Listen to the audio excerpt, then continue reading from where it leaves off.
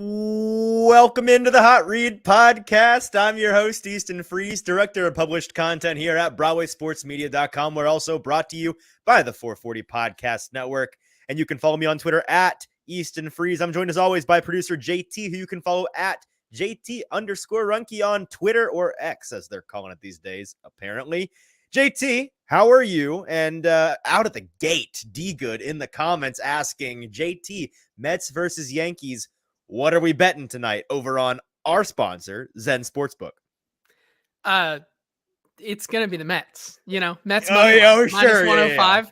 It is I just checked the lines. Mets favored slightly, minus 105 tonight in the second round of the Subway Series. It's going to be a Verlander masterclass Mets legacy game here, as he might be gone at the trade deadline. This will be the Mets Verlander or does he Mets just lay game down and die like a dog?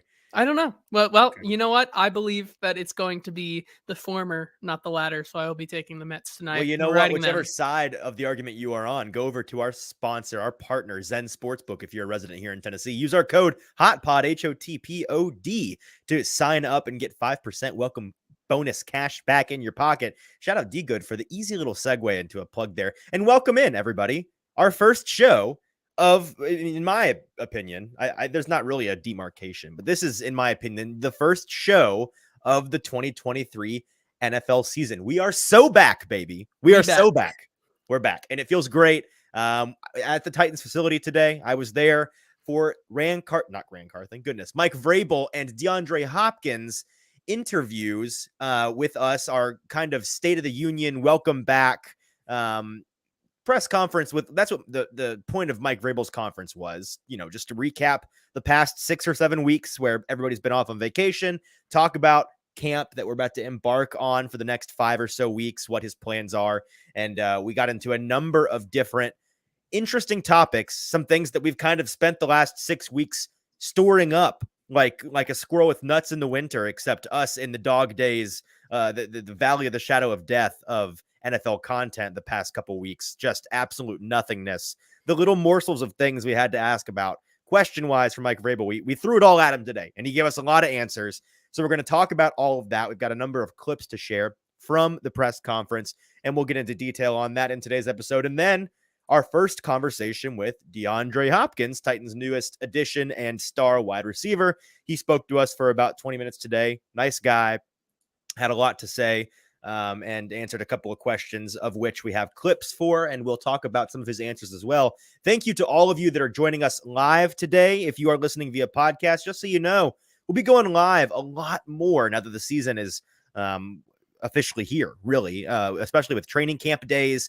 There'll be many days like today where in the afternoon, following a big practice or a big press conference or a big interview, we'll be going live on the show, recording for the next day's podcast. So this is the Wednesday, July 26th podcast, but you're joining us live now if you're listening to the sound of my voice on Tuesday, and we appreciate you being here. And that allows you to ask us any questions that you might have. Ask me any questions about what I saw and heard at camp. Make any comments, some observations of your own. Embrace debate, embrace discussion. That's what we like to do on this show. And so if you want to indulge in any of that, you have to go on over to Broadway Sports Media's YouTube page. Just search Broadway Sports Media on YouTube, and you will find this live stream where you may be listening right now on Twitter or on Facebook, and we thank you for that. But if you want to comment so that we can see it on our end, like Jacob Sane just commented saying, this is a comment, you got to do that over on Broadway Sports Media's YouTube page. So thank you very much to those tuning in. And without further ado, JT, how about we go ahead and dive on in to what we heard today from Mike Vrabel. What do you say? Yeah, I'm ready to get into it because we have a lot to talk about. We do. I pulled a number of clips. We spoke to Vrabel and Hopkins collectively today for about 50 minutes. And if you want to hear all of the clips that I had from today's show, or from today's press conference, some of which we won't be playing on today's show, go over to my Twitter account at Easton Freeze. You can find all of them there if you want to just listen to really the press conference in its entirety. But off the top, I wanted to talk about the first thing we asked head coach Mike Vrabel about, the obvious question. Mike, you've added, since we last spoke, a pretty significant piece in DeAndre Hopkins. What were your thoughts on him as a player, as a prospect you considered to bring in, ultimately did sign to a pretty significant deal for a 30-year-old receiver. And here's what he had to say. JT, let's play that clip. Well, obviously, it's a proven player. It's a proven player that's had production year after year. The veteran presence that's seen a lot of different defenses. He's got experience in our offense. Some of the system is going to have changed a little bit, but I would say that he's got some familiarity with it. Some familiarity with me, with Timmy, and some of our coaches. So I'm going to ask him to do the same thing that we ask everybody else to do, which is to come in, be attentive, work hard, help the team in multiple ways, and I'm confident he'll do that. I would tell you this, that when we signed him, he mentioned that he wanted to communicate that he had prior engagement that he'll be taken care of here in the next couple days. So I would say that there may be a day or two that he won't be here, not to alarm anybody, but appreciate him letting us know that on the onset, and when we sign them. So we do that with all of our players that communicate the things that come up. So first of all, I do appreciate Vrabel getting that out there in the open, out of the gate, because you just know people will be flipping out if in the first week or two of DeAndre Hopkins joining the team for training camp, he's mysteriously disappeared for a couple of days. Appreciate him making a pre-planned arrangement that he didn't go into detail on, but some family activities he's got to deal with for a couple of days in the next week or two. And so when he's missing, that's why. So no reason for everybody to freak out, lose their mind. He also was asked, Vrabel, about what Hopkins can do right now, what the plan is for him in terms of getting him fitted into the team, finding his role, getting up to speed with the install and the new offense and all of these things, and what his fit will be. And Vrabel gave a pretty lengthy answer, essentially saying that he feels like DeAndre can do a number of things right now out of the gate for the team, just because he's a veteran and a pro's pro and a potential future Hall of Famer. Actually, not potential, just a future Hall of Famer. And this is a guy that is going to take some time. He didn't say in particular who, but in my opinion, he was alluding to Hopkins as well as a handful of other receivers. He doesn't feel like out of the gate every receiver on this team will be able to play every position. And that was kind of along those lines of positionless ball that this team is ultimately trying to get to as an end goal with this new Tim Kelly offense. How positionless can we be? How well versed can these players be at different positions? And DeAndre Hopkins, just in terms of historically how he's played on the field, has been somebody that you could pretty effectively move inside, outside, make him the Y, make him the flanker. He's been in the backfield a handful of times. He's got a couple carries in his career, especially when he was younger. So these are all things that he has done before that I'm sure they'll look to utilize with him in a way that, we were talking about this when they acquired him, JT. The top three receivers in terms of volume on this team, assuming health, should be Treylon Burks, DeAndre Hopkins, and Kyle Phillips. But in terms of who the three starters will be, who the three will be on the field in a standard package, don't be shocked if you see more of Burks as the X, the outside boundary receiver, NWI as the other big-bodied outside Y, the flanker, and then DeAndre in at the Z as that slot inline receiver, playing a little bit more of a slot role that we saw him play a bit more of when he was under Tim Kelly's, not tutelage, but direction in 2019 with the Texans, something that we'll have him address with a clip in a little bit. So all of that, I think, is in the cards. It just won't necessarily be happening right this minute. And I appreciate, by the way, all of you in the comments. Dr. Lipschitz, Baby Mama Drama, we see you. I see your comments. We have all of these things you're addressing in the rundown. So we've got your comments starred. We're going to circle back to what you have to say in just a moment if you'll be patient with us. I appreciate that. And by the way, while I'm on the topic, if you are listening live, do me one quick personal favor: like, share, retweet, send the link to a friend or some family. I would consider it a huge favor to me, and it's very helpful in terms of getting people in here so we can talk ball and get as many eyeballs on our show as possible. So if you could take 2 seconds to do that, be much appreciated. Likes, retweets, all of that good stuff, very helpful. So next, he was asked about DeAndre's physical shape, getting up to speed, the positionless ball topic, and I'm not going to play that clip because it's kind of redundant. But yeah, Jacob, re-exit, don't retweet it. It's Rexit now, I suppose. He seems to be in physical shape, ready to go. The next clip that I want to play is off the topic of DeAndre for the moment. We then asked him about probably the second most obvious question that we're looking to have answered right now. Hey, Mike, what's the plan at right tackle, right? Like what are we doing here? There's a number of ways they can go about this. JT, you and I have spent the past couple weeks trying to hypothetically build this puzzle as many different ways as we can. And boy, are there a number of ways they could go about it. Very few of them inspire much confidence, but there are a lot of ways to put that puzzle together. And so here in this clip was Mike Vrabel responding to the question, what is the plan at right tackle? Well, Jamarco's worked over there the first couple days, the early report guys. I think Andrew Rupchich will play over there. I think Jalen will have a shot over there. I think OJ will have a chance over there, John. And so, we'll kind of see where things go, and we'll find the best person there.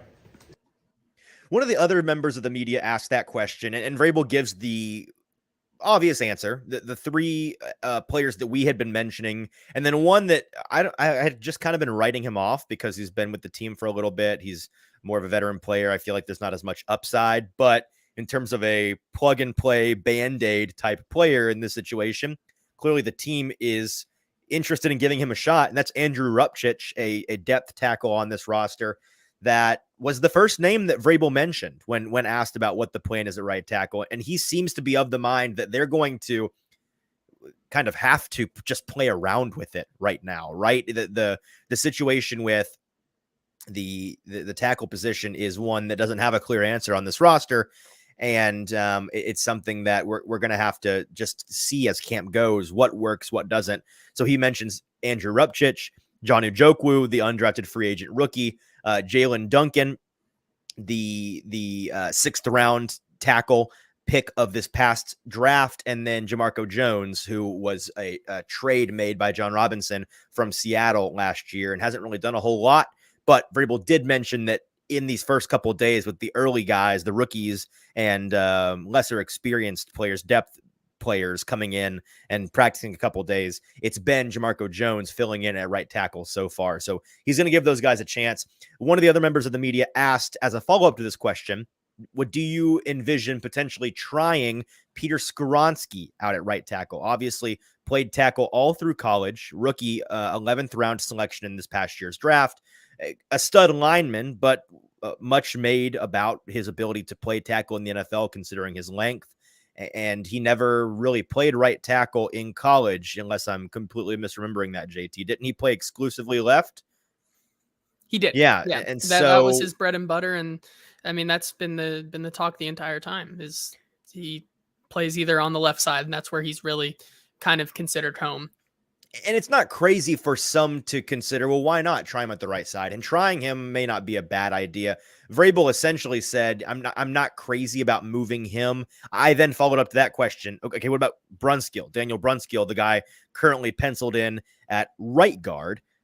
He has NFL experience at the right tackle position. Is he kind of in that same boat, Mike? Are you not wanting to, at least as your first resort, look to move one of them to the right tackle position in the interim? And he was just saying that he kind of likes where they're at right now, and that there's certainly not, he's not going to get too ahead of it, is what he said. He doesn't want to rule it out because they are going to try some things, but as their first plan of attack as to how they're going to fix this problem, it's going to be trying one of those four in Jones, Duncan, Ujokwu, or Rupchich, and seeing if they feel serviceable there so that they can leave Brunskill and Skoronski at the positions they ultimately want them to be playing. And once MPF comes back, where they will be. We asked him about George Fant and the workout this past weekend. He didn't really have much to say, just said that he came in for a workout. We didn't reach a deal. We're on good terms, staying in contact, blah, blah, blah, all the stuff we'd heard reported. But then, JT, I'm sure you saw this, got kind of weird on Twitter right after the press conference when the Titans official photography team, Donald Page over there, who does great work with the Titans in the photography department, put up a number of pictures on the Titans official website, on their Facebook page, on their Instagram, and all of these things, pictures of guys arriving today from the parking garage, the pictures of like first day back, let's go get hype. And amongst them was George Fant walking in from his car, throwing up a peace sign at the camera. And it's captioned, George Fant arrives at the Titans facility for the first day of fall camp. And this was like 30 minutes after we finished our press conference and many of us packed up and left the facility. Very strange. And then George Fant himself responds to a number of people that tweeted this out saying, what's the deal here? What's going on? We just heard Vrabel say that he's not with the team. He's not been signed and blah, blah, blah. Like it's a non-story.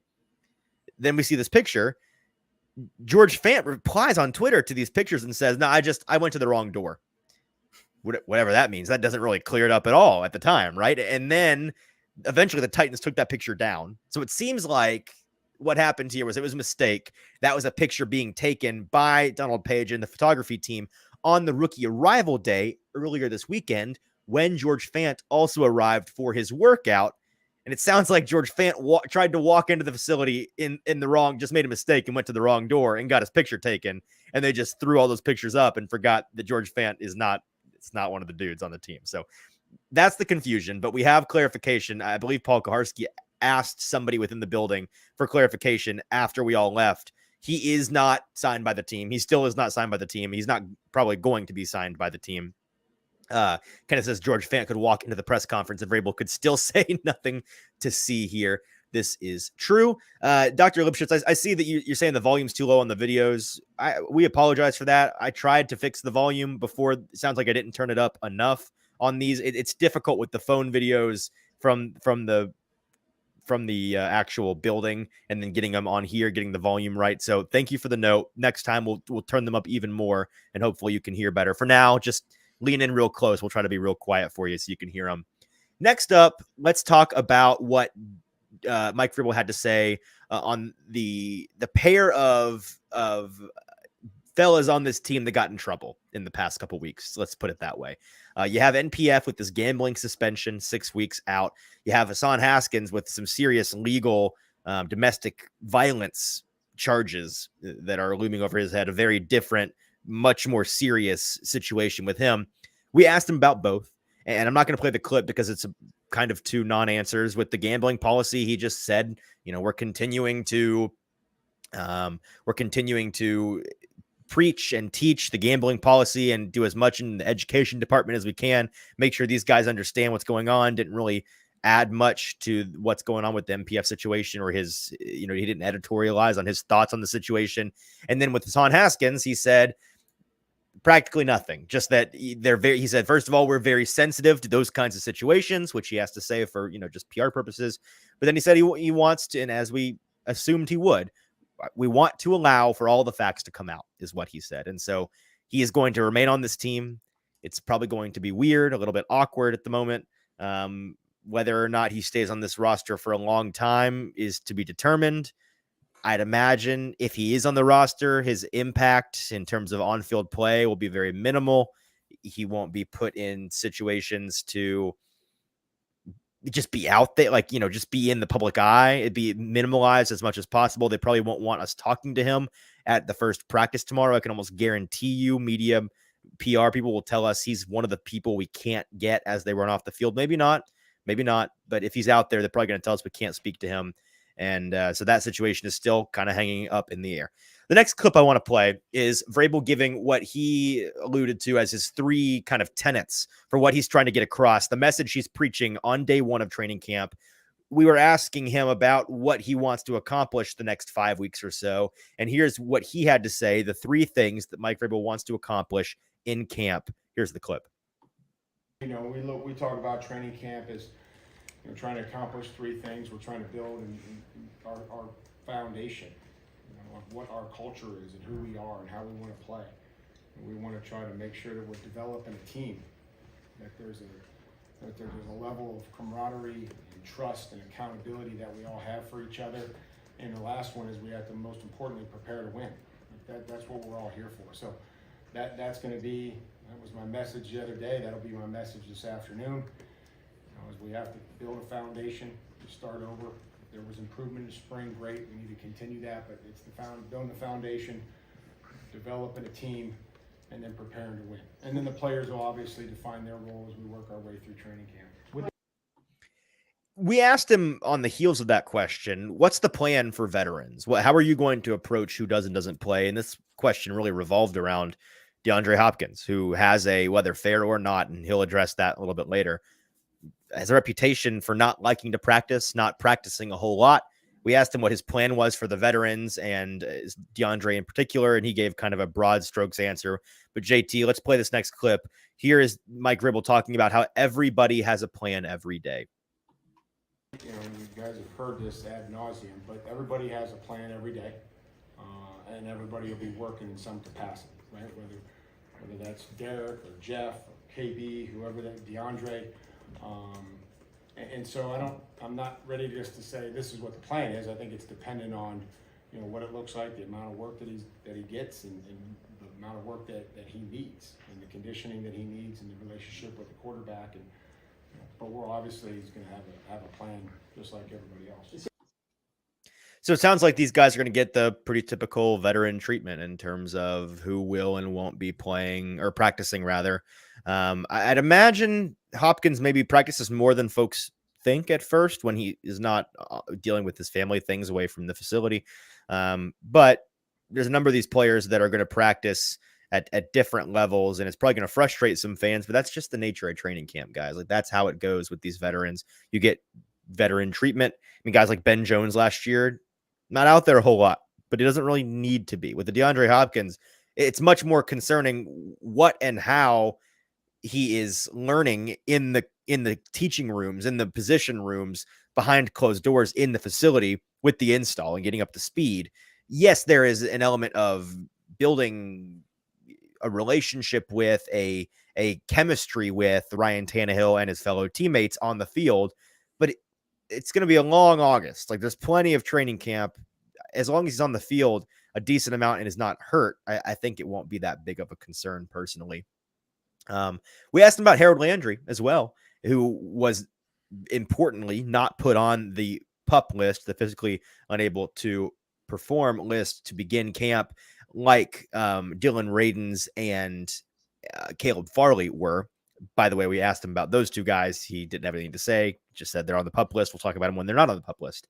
With Landry, not on the PUP list, we asked him what he expects to see from Landry in camp, gave an open-ended answer, but said, quote, "From what I've seen, looks like he's ready to go.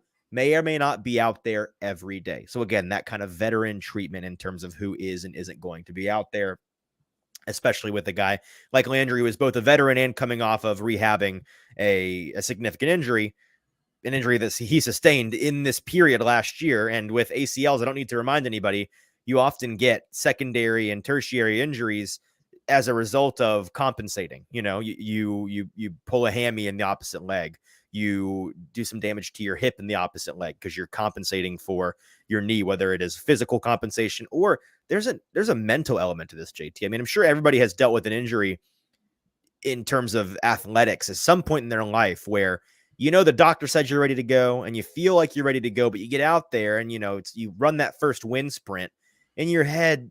It's scary. You got to get over that hump of trusting your knee again, trusting your ankle again, trusting your broken bone again.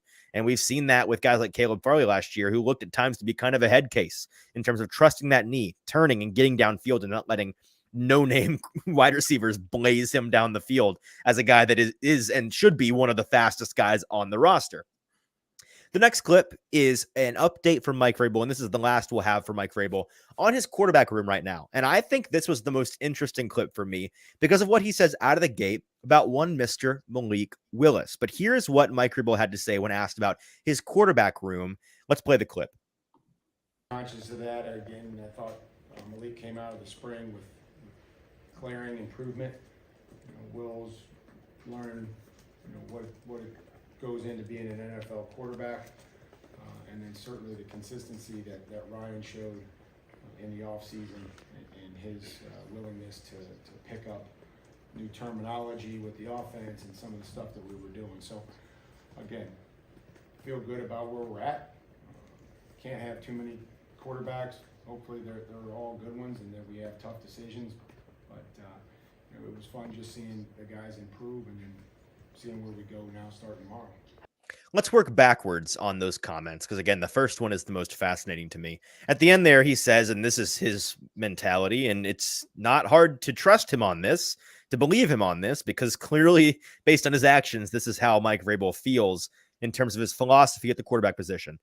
There is no such thing as too many quarterbacks, and I hope that they're all good and give us tough decisions. Like that is what he wants, and that's why they now have 3 promising to very talented starting caliber quarterbacks on this roster, and it's getting a bit crowded in that room. On Tannehill, he mentions the consistency and willingness to learn new terminology for a veteran. That's kind of something that I think can go under the radar. How often do you in your line of work, whoever you are listening to this, when you know how to do something and there's a way that you've done something for years, and then you've got a new boss or a new management or, corporate is sending new guidelines, and it's like, you have to do it this way now. That's a massive pain in the butt, man. Like, it's no fun. No one likes to do that. So to have to learn a whole new language, a whole new terminology for a quarterback who's been in the league for a decade and has known how to do things one way and isn't changing teams. Like, there's not even the excuse like, well, I have to learn a new language because it's a new team. Same team, boss, but you got to learn a whole new offense. That can't be super fun. And so for him to be willing to do that is obviously a positive in his coach's minds. With Will Levis, he says the obvious. He has been learning and is learning how to be an NFL quarterback. And then with Malik Willis, JT, and I want to talk about this for just a second. Immediately, of the 3 quarterbacks, he starts with Malik and says, came in the spring, glaring improvement, immediately obvious to him. Now, whether that is, wow, it was shocking how this guy doesn't suck anymore, or it was a positive in the sense that, hey, this guy actually has some juice, might actually have some promise. Look at this year 1 to year 2 improvement. I found that pretty fascinating, and I think it goes along with what, dare I say, we were the first show to ever consider this, because we never jumped off the train in the first place.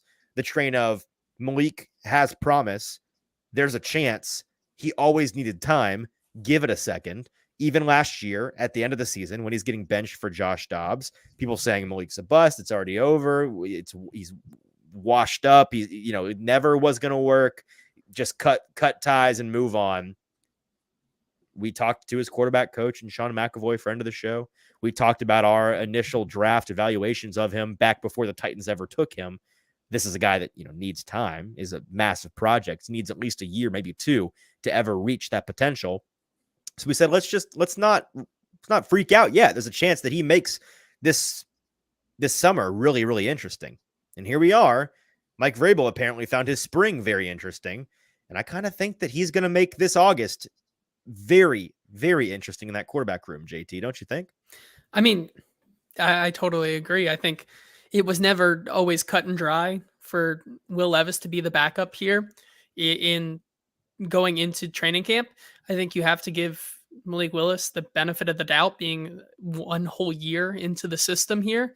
Especially, I mean, we talked with, like you said, with his quarterback coach, who Malik has put the work in all offseason. So it shouldn't really be a surprise that he made these improvements. Yeah, and we've been hearing about that behind the scenes from his quarterback coach back in February. Like, hey, I'm working with Malik every day, all the time. We're grinding. Like, he's going to make that push to prove everybody wrong. Kenneth says here, by the way, that Vrabel is absolutely right. You can't have too many quarterbacks. Imagine if the Eagles hadn't taken Jalen Hurts and were stuck with Carson Wentz, or the Chiefs had just stuck with Alex Smith, who was consistently getting them to the playoffs when they went and they drafted Patrick Mahomes. A great point. Let's move on to what DeAndre Hopkins had to say, JT. And the first question for him was also obvious. DeAndre, why'd you pick Tennessee? Like, what's the deal with, not to say you shouldn't have by any means, but many considered a guy, a star player for the past decade in the NFL, still has some juice left, hasn't played on a good team in a long time. Maybe he would, like to go to a contender. And then many nationally don't consider the Titans to be a contender in the slightest. In fact, the only thing that they consider them to be contending for is potentially a top 5 draft pick next year. So why Tennessee? And he gave a number of answers to this question, for which we have a couple of clips. The first was, he said that Ryan and Mike had put together a competitive roster in his eyes. And so we asked, what made you think, or makes you think, this roster is competitive or can be competitive? And the answer he gave, it caught me off guard in the moment. Like, I did not think that this was going to be his answer in the slightest. I wouldn't have named it as my top 3 answer. But he said it was Josh Dobbs. Like, hold on, what? Huh? Excuse me? And he said, yeah, I'm watching that game at home last year, Titans Jaguars, prime time. I believe on a Saturday night, I believe. And win or get in. The Titans are having to play Josh Dobbs off the street and against a Jaguars team that was trending up pretty significantly with a quarterback who's certainly on the rise. And they were a 1 or 2 calls away from winning that game. They were in the game until the very end, and then they lost on a controversial fumble call. Like, he said he saw that game and thought this team, even when they have a million injuries and are having to play a quarterback in off the street, is still competitive as all get out. And they're just a piece or 2 away. His words, not mine. And so that's something that I think should inspire confidence in a lot of Titans fans, that he gave not just a positive answer. And he could have said, just I think this team's a couple pieces away. I think that we can really compete. I think people are sleeping on us. That there's an element of hollowness to that, right? Like, of course you're going to say that. You just signed here. You want to win. You're a little biased. You play for the team now. Like, you're going to pump yourself up and think positively. But he gave a really thoughtful, intelligent, informed, and logically plausible answer to the question that I think for at least intelligent fans should be really exciting, because if he's able to 10 seconds into being a Tennessee Titan recognize that, you'd imagine that the coaching staff is of the same mind, and you'd imagine that the player personnel are of the same mind as well. And so this team, as we have said since the beginning of the offseason, JT, on this show, and until guys like Kevin Byard and Derrick Henry and Ryan Tannehill and Jeffrey Simmons, the 4 guys they had in the Oilers reveal video, by the way, are all gone. All guys that they were rumored to be trading at some point in the past couple months. Until they're gone, this is not a rebuild, man. It's not. This team's still trying to compete. Then they add DeAndre Hopkins to that mix of stars, and yeah, they're trying to compete. In terms of why he chose Tennessee for other reasons, he also mentioned his positive relationship with Tim Kelly, the Titans offensive coordinator, and Charles London. Felt like he could pick up where he left off with both of those guys in Houston back in 2019, where in that season, Tim Kelly was calling some of the plays and overseeing a number of the offensive game planning bits and pieces there.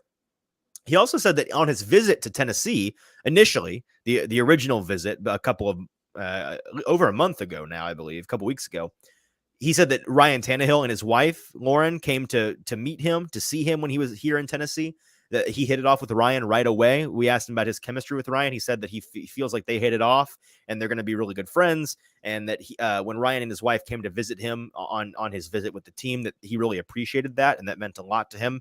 That I think goes to the point of, remember early on with Hopkins, when he was asked on another show what his criteria for a new team was, he wanted a quarterback that loves ball, and a quarterback in the middle of summer with his wife willing to stop whatever they're doing and come visit a potential free agent and meet with him and talk with him and be earnest with him. That, I think, demonstrates a quarterback that this guy's about ball. Like, he's in it. He's 100% all in. He also said, I have to mention, we got a whoop dumbass Jared Stillman question here real quick. Just have to mention, he asked Hopkins easily the dumbest question of the press conference. What is your level of belief in Ryan Tannehill? And Hopkins was like, what are you, what? And he repeated the question. What is your level of confidence in Ryan Tannehill? And Hopkins says, well, 1 out of 10, I think it's a 10. And then just gives him this look and offers nothing more. Thanks, Jared.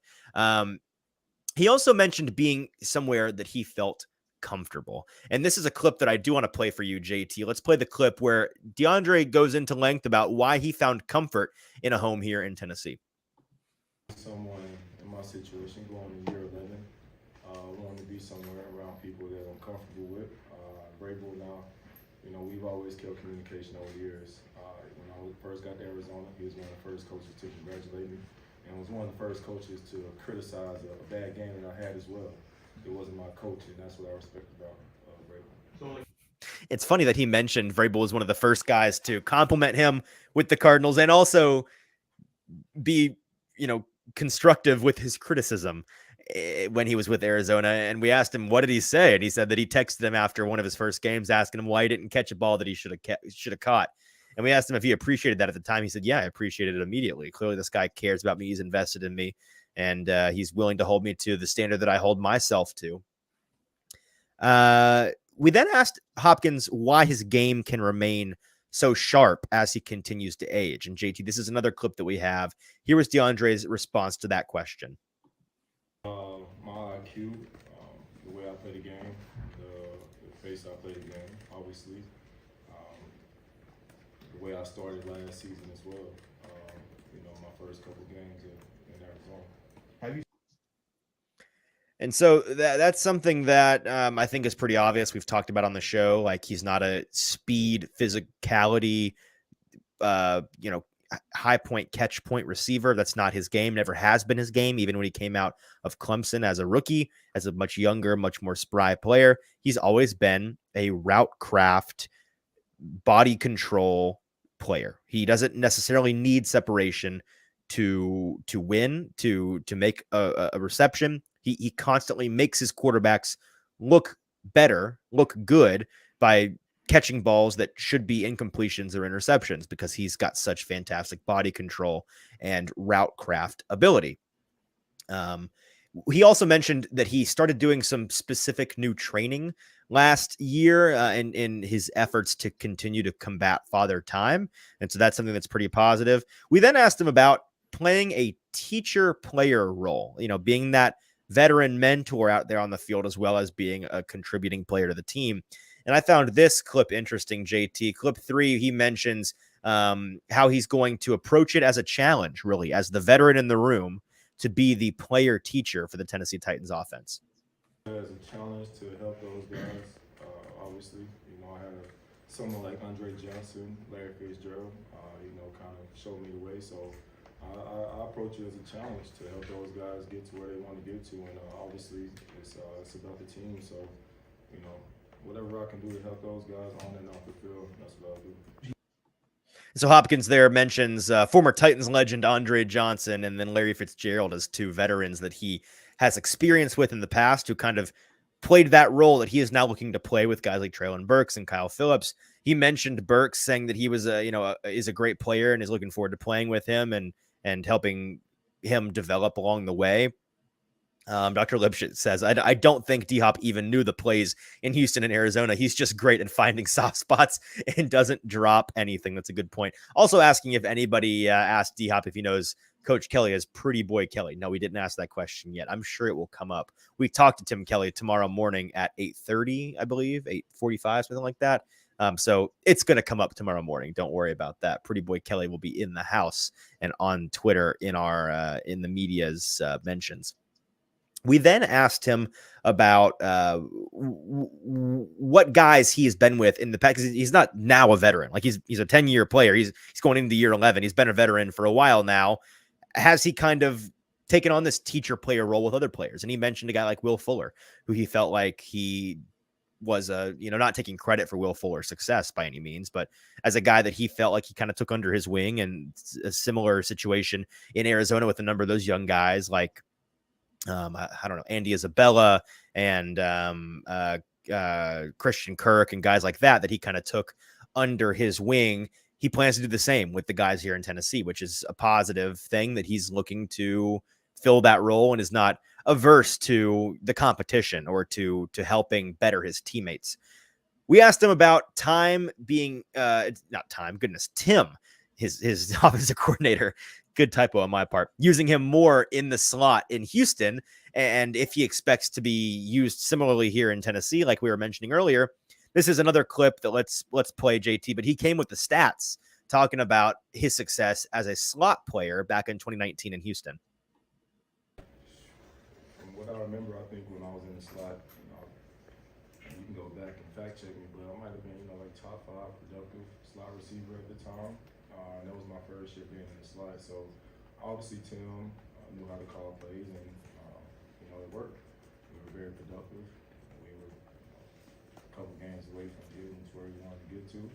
So I think that helps a lot, not just having the outside where teams can kind of double me or just, take me out the game in one position, but move me around, not just, don't just help myself with offense as well. Yeah, so not to beat that horse any further, but I do expect him to be used in the slot more than some are expecting. I think his primary role will be as that flanker opposite Traylon Burks, but expect them to move him around more than maybe in the past. The last couple things from his availability that I want to share. We asked him about the hating practice narrative, and I won't play the clip, but he said that he felt like that was overblown. A player of his caliber in terms of the stats he's put up the past couple seasons. He said, I don't know how many players can do what I've done without practicing. Those numbers seem like they require practice, which is a pretty good point. He also said that he feels like the whole DeAndre hates to practice narrative got spun up around the time that he was in Houston, about to leave Houston. And he said, I think it started in Houston when they, he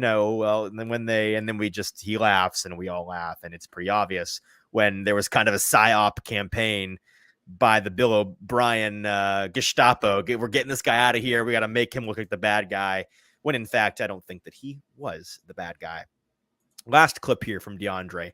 We had to ask him about what he felt like the value of the running back position was in the NFL from a professional, long-time NFL wide receiver. How do you feel the running back impacts the offense's ability in general? What does it mean to have a great running back? And how do you feel about the ongoing debate and discussion around whether or not running backs are treated fairly? Without a great running back, or without a good running back, I shall say, the pass game is very hard to establish.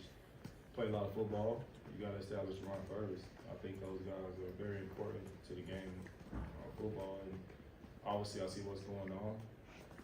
Not a fan of it, but that's out of my decision. The only thing I can go out there and do is my job, but having a good running back on the team definitely helps win games. And he believes that because he went on to talk about how Derrick Henry is a personal friend of his, has been for a couple years, and he's a big part of the reason Derrick Henry is why DeAndre is here in Nashville in the first place. Clearly, there was some lobbying going on, and clearly DeAndre does value a great running back's ability to make his job as a receiver easier, establishing the run, making a team fear the run, opening things up for him on the backside and allowing them to be force multipliers for each other. All right, last thing before we get out of here, JT, some camp notes. We asked Mike Vrabel today about what his plan was for the team in terms of days on and days off. The situation where we were trying to boil down here is, when can we see them in full pads? Like, when are we going to see some live bullets flying? And so the Titans camp practices begin tomorrow, the day that this show publishes on podcast. So on Wednesday of this week, they will begin their first practice, technically day 2 of camp. Vrabel has them working on 2 days on, 1 day off, with every third day essentially being like a walk through, jog through for installation, but not live reps. That's how he's spacing out his days on and days off. And so that schedule and the restrictions of the collective bargaining agreement mean that there can be no live contact with the Titans until, at the earliest, Monday. So look for Monday's practice, which I will be in attendance for, to be the first padded physical contact, full live speed practice for the Titans. All right.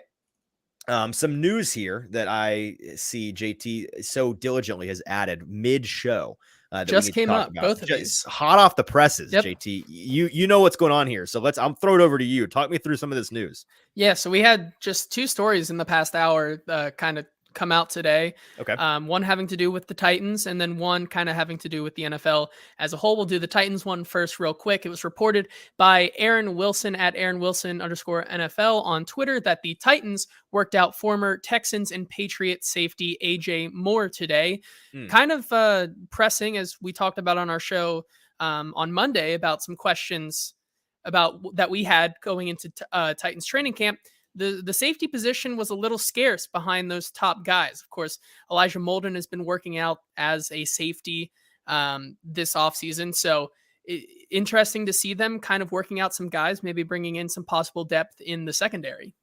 Yeah, AJ Moore, he's going to be 28 this year. I had to pull up the stats because I'm like, wait, this guy played for the Titans briefly last year, didn't he? Yeah, he did. So if this name is familiar to you, it's funny that he says former Texans and Patriots defensive back. Technically true, but he did spend one game last year playing with the Titans. He played in 16 games in 2018 and 19, although no starts. Started 5 games and played in 11 in 2020 with the Texans, and then played in 12 more games with no starts in 2021. So certainly a depth player, but JT, this team needs depth at the safety position. They've got their starters. They need some depth. If they can add some depth players that are quality and a guy like AJ Moore potentially, and again, I don't know if AJ Moore really rises to the level of moving the needle, or maybe he even is a guy that you're like, please God, he's a body, yes, but is it an active detriment to ever have him out on the field? I don't know. We'll have to see. Yeah, and then one more piece of news here, a big bombshell that just came out about 5 to 10 minutes ago. Per Adam Schefter, the next quarterback domino falls. Chargers and Justin Herbert reached agreement today on a landmark 5-year, $262.5 million extension that ties him to the franchise through the 2029 season. The deal gets done before Chargers' first training camp practice on Wednesday tomorrow. Some other things about this real quick. Justin Herbert is now the highest paid quarterback in NFL history in terms of new money average annual value at $52.5 million per season. He becomes the third quarterback just this offseason, just like Jalen Hurts and Lamar Jackson, to become the highest paid quarterback ever. Got to keep resetting that market, baby. My initial reaction to this is I think this is a very good deal for the Chargers and for Herbert. Obviously, yeah, Kenneth, running backs punching air, seeing Herbert's money. Maybe he can buy dinner forever and always. This seems like a good deal for both sides. Obviously, Herbert gets to set that market, set the record for the next, 13, 14 seconds. And he also gets to have some, 5 years is a long contract through 2029, but it's not like a Mahomes 10-year, which I don't blame him for. With Mahomes, I think tying yourself to an organization like the Chiefs, an established, adult, well-run, competent organization with competent leadership in both the front office and in the coaching offices. Chargers historically aren't that. They're not always the most competent organization. They're regularly the most snake-bitten organization. They are regularly talked about as one of the cheapest organizations, and they've had their ups and downs in terms of competency over the past 20 years or so.